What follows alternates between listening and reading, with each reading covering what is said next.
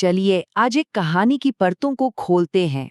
एक ऐसे वादे की कहानी जिसने उम्मीद तो जगाई, लेकिन साथ ही एक ऐसे संघर्ष को जन्म दिया जो आज तक खत्म नहीं हुआ है।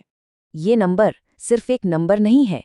ये 60 लाख यहूदी लोगों की कहानी है जिन्हें हिटलर ने हॉलोकॉस्ट के दौरान मार डाला था, गैस चैम्बरों में बंद करके। सोचिए, इस एक घटना ने पूरी की पूरी पीढ़ी पर क्या असर डाला होगा। लेकिन सवाल ये है कि आखिर ऐसा हुआ क्यों?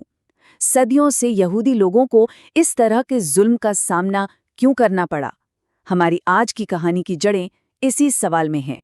तो चलिए सबसे पहले उस प्रॉब्लम को समझते हैं जिसने एक अलग घर की तलाश को एक ज़रूरत बना दिया। ये एक बहुत लंबे और दर्दनाक इतिहास की कहानी है। ये कोई एक दो बार की बात नहीं थी, बल्कि एक पैटर्न था जो बार बार दोहराया जा रहा था। कभी स्पेन से निकाला गया, कभी ग्रेनाडा में नरसंहार हुआ, और फिर दूसरे विश्व युद्ध के दौरान जर्मनी में जो हुआ वो तो हम सब जानते हैं। तो आखिर इस नफरत की जड़ क्या थी? सोर्सेस के मुताबिक इसकी एक बहुत बड़ी वजह धर्म से जुड़ी थी। ईसाई दुनिया में एक सोच फैली हुई थी कि ईसा मसीह को सूली पर चढ़ाने के लिए यहूदी लोग जिम्मेदार थे, और बस इसी एक धारणा ने उन्हें सदियों तक दुश्मनी और नफरत का शिकार बनाया। अब जब प्रॉब्लम इतनी बड़ी थी तो एक सल्यूशन की उम्मीद भी जगी। इसी लगातार हो रहे जुल्म के बीच एक आंदोलन ने जन्म लिया जिसका बस एक ही सपना था, एक ऐसी जमीन, एक ऐसी जगह जिसे वो अपना घर कह सकें।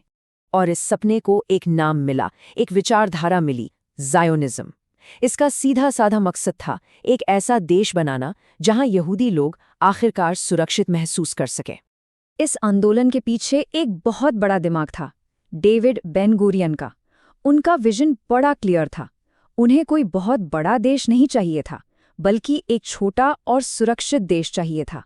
वो समझ गए थे कि अपनी सुरक्षा के लिए दूसरों पर निर्भर नहीं रहा जा सकता।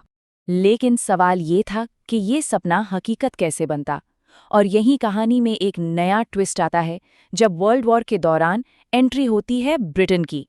ब्रिटेन ने यहाँ एक बहुत ही दिलचस्प डबल गेम खेला। एक तरफ उन्होंने युद्ध के लिए फंड्स जुटाने के लिए यहूदियों से वादा किया कि उन्हें फिलिस्तीन में एक घर मिलेगा, और दूसरी तरफ उन्होंने अरबों को ये भरोसा दिलाया कि फिलिस्तीन का बंटवारा कभी नहीं होगा। और ये जो बांटो और राज करो वाली पॉलिसी थी ना, ये ब्रिटेन सिर्फ एक जगह नहीं चला रहा था।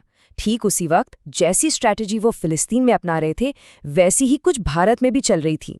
तो अब देखते हैं कि कैसे लिटरली जमीन से एक देश बनाने की तैयारी शुरू हुई। ये एक बहुत ही सोची समझी मेथोडिकल प्रोसेस थी।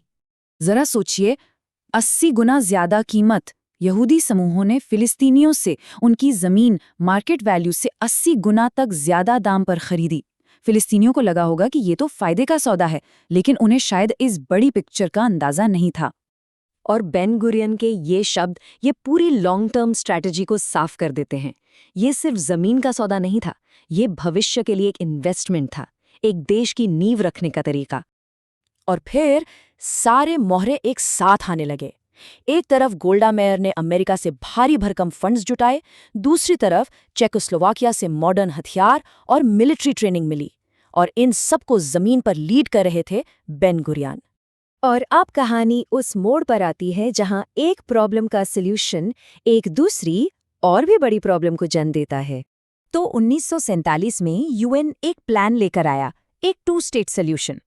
यहूदी नेताओं के लिए तो ये जैसे एक सपना सच होने जैसा था। उन्होंने फौरन हाँ कर दी, लेकिन अरब देशों ने इसे पूरी तरह से रिजेक्ट कर दिया, और बस यहीं से जंग का स्टेज सेट हो गया।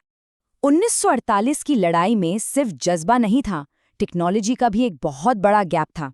सोचिए, एक तरफ अरब टैंक्स हैं जिनकी रेंज है 1 किलोमीटर, और दूसरी तरफ इजरायली टैंक्स जो 1.5 किलोमीटर दूर से ही निशाना लगा सकते थे। ये एक बहुत बड़ा स्ट्रेटेजिक एडवांटेज था। और शायद इस पूरे कॉन्फ्लिक्ट को एक लाइन में समझना हो तो वो ये है, एक पक्ष युद्ध जीतने के लिए लड़ रहा था और दूसरा सिर्फ जिंदा रहने के लिए। और जब लड़ाई वजूद की हो तो मोटिवेशन का लेवल ही अलग होता है। और लड़ाई के बाद नतीजा सबके सामने था। यूएन ने जो 44% जमीन दी थी वो अब 65% हो चुकी थी। बेन गुरियन की जो स्ट्रैटेजी थी वो जमीन पर काम कर गई थी, और इजराइल अपनी सीमाओं को बढ़ा चुका था। तो आखिर में एक सवाल बचता है, जब किसी एक ऐतिहासिक प्रॉब्लम का सल्यूशन एक दूसरी और शायद उससे भी ज्यादा जटिल प्रॉब्लम को जन्म दे, तो दुनिया को क्या करना चाहिए? ये वो सवाल है जिसका जवाब आज भी ढूंढा जा रहा है।